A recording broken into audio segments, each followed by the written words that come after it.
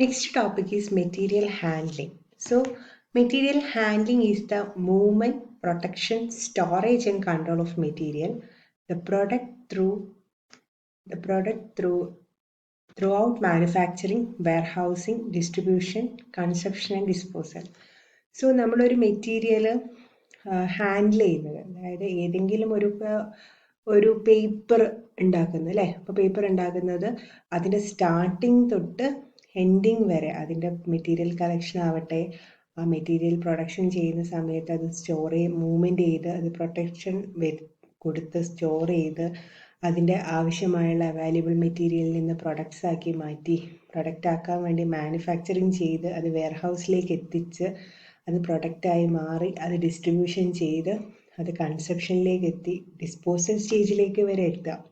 So ഈ ഒരു rotation സമയത്ത് material handling is to incorporate a wide range of manual and semi-automated and automated equipments and the system that support logistic and make the supply chain work. So അങ്ങനെ നമ്മൾ complete ആയിട്ട് നമുക്ക് ചെയ്യുന്ന സമയത്ത് നമ്മളത് ഹാൻഡിൽ ചെയ്യുന്നത് material handling മെത്തേഡിലൂടെയാണ്. So the material handling involves movement of materials mechanically or manually in batches or one by one within the plant. So the movement may be horizontal, vertical or combination of two. Design and operation of efficient production plant require a good and effective material handling system for moving the material from one storage production to another. So ഇങ്ങനെ നമ്മൾ material handle ചെയ്യുമ്പം അവിടെ വരുന്ന main safety എന്ന് പറയുന്നത് national safety council പ്രകാരം NSC പ്രകാരം suggest employers relay the following information to the employee to help reduce the workplace incidents when handling and moving materials. ഒരു ലെയ്ത്ത് അല്ലെങ്കിൽ ഏതെങ്കിലും ഒരു മെറ്റീരിയൽ മാനുഫാക്ചറിങ് കമ്പനിയിൽ നമ്മൾ ഈ മെറ്റീരിയൽ ഹാൻഡിൽ ചെയ്യുന്ന സമയത്ത് അത് കൃത്യമായ രീതിയിൽ പ്രോപ്പറായ രീതിയിൽ വർക്കേഴ്സ് അഥവാ എംപ്ലോയീസ് മെറ്റീരിയൽ ഹാൻഡിൽ ചെയ്യണം. അതിന് കുറച്ച് റൂൾസ് പറയുന്നുണ്ട്. Avoid lifting material from one floor or while seated. Make use of available handling AIDS. refrain from the using sudden or jerky movements. Never lift a load over the obstacle.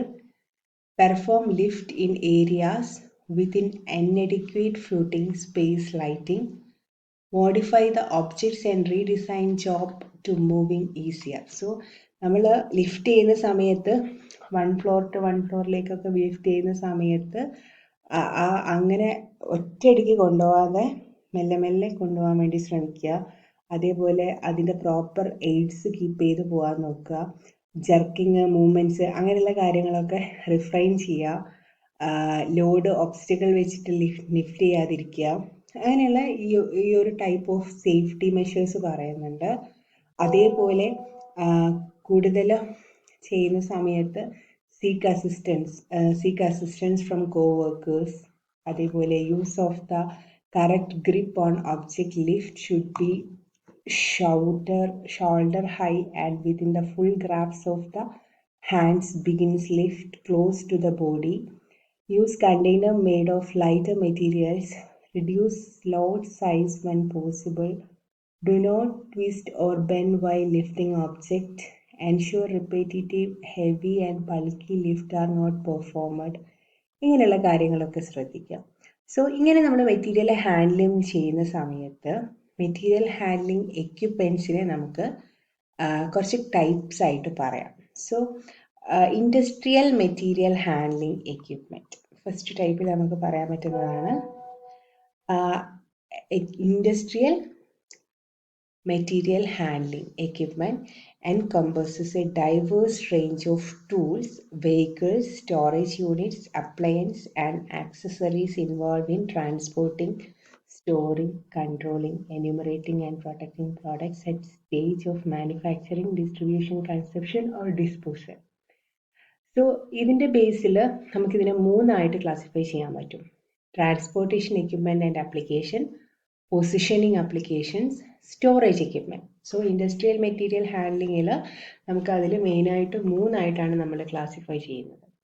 അത് ഒന്നെന്ന് പറയുന്നത് transporting ആണ്, രണ്ടാമത്തത് storage ആണ്, മൂന്നാമത്തത് positioning ആണ്. U can see here ഇവിടെ different types of equipment കാണാൻ പറ്റും.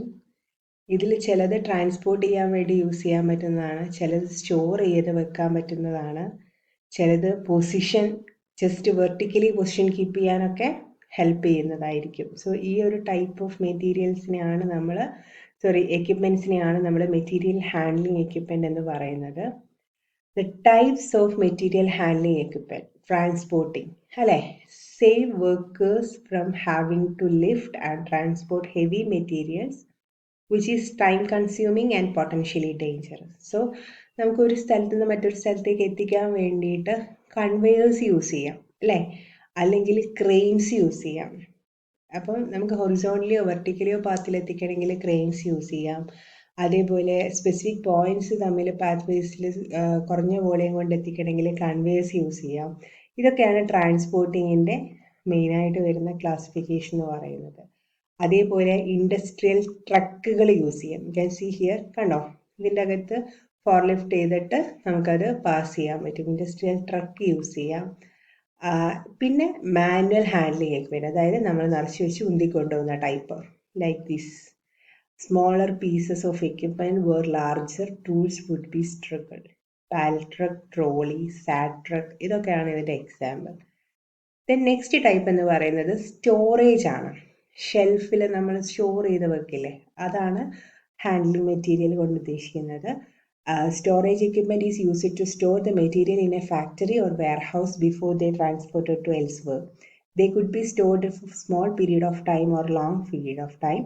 The types of equipment aim to make material easily accessible and minimize the use of space. ഇവിടെ നമുക്ക് പെട്ടെന്ന് ആക്സസിബിൾ ആവുന്ന രീതിയിലായിരിക്കും നമ്മളൊരു സ്റ്റോറേജ് കണ്ടന്റ് ഹാൻഡിൽ ചെയ്യാം. Here you can see here ഫാക്ടറീസിലൊക്കെ വെയർഹൗസസിലൊക്കെ ഷെൽഫ് ഈ രീതിയിലായിരിക്കും പാക്ക്ഡ് ആയിട്ടുണ്ടാവാം, അല്ലെങ്കിൽ ചെറിയ രീതിയിൽ മെസൈൻ ഫ്ലോറിലായിട്ട് ഇങ്ങനത്തെ രീതിയിൽ നമുക്ക് കാണാൻ പറ്റും. And the third one, positioning of equipment. കണ്ടോ നിങ്ങൾ, നമ്മൾ കാണുന്ന ഒരു എന്താ പറയുക, ഹാൻഡിൽ ചെയ്യുന്നത്, അതായത് handle material at a specific location and move into the correct position for the subsequent handling, transporting or storage. Lift ചെയ്യുക, ഇലക്ട്രിക് ചെയിൻ ഹോസ്റ്റ് ചെയ്യുക, ഗ്ലാസ് സെക്ഷൻ ചെയ്യുക, ഇതൊക്കെയാണ് ഇതിന് എക്സാമ്പിളായിട്ട് വരുന്നത്. And this enhances the productivity as the machine can handle large volume of material rather than relying the employee to move everything in position by hand. So these are the material handling material. Then manual material handling. നേരത്തെ നമ്മൾ material handling എക്വിപ്മെൻ്റ് ആണ് പറഞ്ഞത്. ഇവിടെ manual material handling ഏതൊക്കെയാണെന്നൊന്ന് check ചെയ്യാം. So manual ആകുമ്പം നമ്മൾ ഒന്നുകിൽ hold ചെയ്തോ പുഷ് ചെയ്തോ പുൾ ചെയ്തോ ക്യാരി ചെയ്തോ നമ്മളത് എത്തിക്കണം അല്ലേ. It means manually moving or handling with thing by lifting, lowering, pushing, pulling, carrying, holding, അങ്ങനെയുള്ള കാര്യങ്ങൾ. So manual material handling is also common cause of occupational fatigue, low back pain, lower back injuries, ഇതിനൊക്കെ കാരണമാവുന്നുണ്ട്. അതുകൊണ്ട് തന്നെ manual material ഹാൻഡ്ലിങ്ങിൽ നമുക്ക് potential of manual material handling hazard for workers. So നമ്മൾ ഇപ്പോൾ ഈ ഒരു ലോഡ് ഇയാൾക്ക് എടുക്കണം അല്ലേ, അപ്പോൾ ഇയാൾ താഴോട്ട് കുനിഞ്ഞ് സ്ട്രെയിൻ ചെയ്ത് എടുത്ത് പിന്നെ നേരെ നിന്ന് പാസ് ചെയ്യണം അല്ലേ. Strains and sprains from lifting loads improperly or from carrying loads that are either too large or heavy. So this is the first method. And potential manual material handling will be hazard of workers. Here you can see assist the lift. ഇത് just ഇതിനെ rotate ചെയ്തിട്ട് നമുക്കത് എടുത്ത് കൈ പിടിച്ച് മെല്ലെ മെല്ലെ കൊണ്ടുപോകാൻ പറ്റും. സോ ഫ്രാക്ചേഴ്സോ മറ്റു കാര്യങ്ങളോ ഇല്ലാതെ ഈ രീതിയിൽ ഫോളോ ചെയ്താൽ നമുക്കത് കംപ്ലീറ്റ് ചെയ്യാൻ പറ്റും. സോ ഇങ്ങനെ ചെയ്യുന്ന സമയത്ത് നമ്മൾ എടുക്കേണ്ട മെയിൻ പ്രിക്വേഷൻസ് എന്ന് പറയുന്നത്, workers should seek help during the following. When the load so is bulky that employees cannot properly grasp or lift it. When employee cannot see around over a load. when employee cannot safely handle a load. Also, using the following PPE, personal protective equipment, prevent needless injury. That is, hand and forearm protection such as gloves for a load with sharp or rough edges, eye protection, steel-toed safety shoe or boot, metal fiber or plastic material guard to protect in the step area from impact in compression. Also, the main steps for manual lifting: keep feet apart to give the balanced and stable base for lifting. Bend the knees so that hands are the near waist possible. Keep the back straight, chin tucked in, lean over the load if necessary. So these are the main steps to handling manual material types. So നമ്മുടെ national safety council പ്രകാരം restrict the load at 55 kilo per Indian statue. നമ്മൾ 55 കിലോയിൽ കൂടുതലാണെങ്കിൽ നമ്മളത് ഒറ്റയ്ക്ക് പൊക്കാൻ പാടില്ല. അതേപോലെ certain ആയിട്ട് കൃത്യമായ രീതിയിലൊരു പാത്ത് ഉണ്ടാവണം. സോ ഇത്രയുമാണ് മാനുവൽ മെറ്റീരിയൽ ഹാൻഡ്ലിംഗ് എന്ന് പറയുന്നത്. And the next one is mechanical material handling. Heavy materials ആവുന്ന സമയത്ത് മാനുവലി നമുക്ക് ഹാൻഡിൽ ചെയ്യാൻ പറ്റില്ല. സോ ആ ടൈമിൽ നമ്മൾ റിസ്ക് ഒഴിവാക്കി നമ്മുടെ ആരോഗ്യം കൂടി കണക്കിലെടുത്ത് പ്രൊഡക്ടിവിറ്റി ഇൻക്രീസ് ചെയ്യുന്നത് മനസ്സിൽ വെച്ച് നമ്മൾ അതെന്ത് ചെയ്യുന്നു, mechanical material handling equipment use ചെയ്തിട്ട് നമ്മളത് കംപ്ലീറ്റ് ചെയ്യുന്നു. അത് ഇൻസ്പെക്ട് ചെയ്യുന്ന സമയത്ത് പ്രിവെൻറ്റീവ് മെയിൻ്റെനൻസ് ആണ്, testing are very നെസറി, maintain this good, ഈ ഒരു ടൈപ്പ് കൂടുതൽ ഹെൽപ്പ് ആവുന്നുണ്ട്. So main hazards in mechanical material handling is use of equipment and machinery without valid inspection and certificates, inadequate wrong selection of handling tools and machines, mechanical damage of faulty equipment, congested space for operation. These are the main mechanical material hazards in mechanical material handling. So mechanical material incompetent operator, അതേപോലെ overloading of machine tools and equipment, loading and transporting unbalanced material, poor dragging in lifting, അതേപോലെ overspeed and unauthorized operation. These are the hazards in mainly the hazards in mechanical material handling. So in the time of mechanical material handling, some do's and do nots are there. The do's are use lifting tools and hoist in adequately capacity. കൃത്യമായ രീതിയിൽ കപ്പാസിറ്റിക്ക് അനുസരിച്ച് പൊന്തിക്കുക. Only authorized person should be use the equipment and machines. The safe working load must be marked on all tools and hoist. Check the functioning of the emergency switch, limit switches and overload alarm before actually starting the operation of lifting machine. Also estimate the weight, distance and the hazard before lifting the load. These are the do's in safety of mechanical handling. And main don'ts are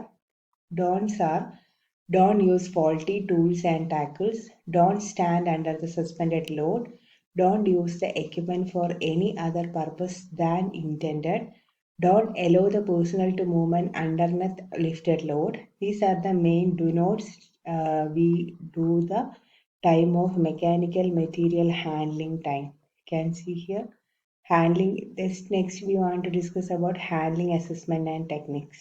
So in the case of manual handling risk assessment, നമുക്ക് 4 factors ആണ് main ആയിട്ടുള്ളത്: load, individual, task, environment. Mainly identify the people at risk, also identify what is provided to control the risk, and identify the further action and who need to carry out. So these are about manual handling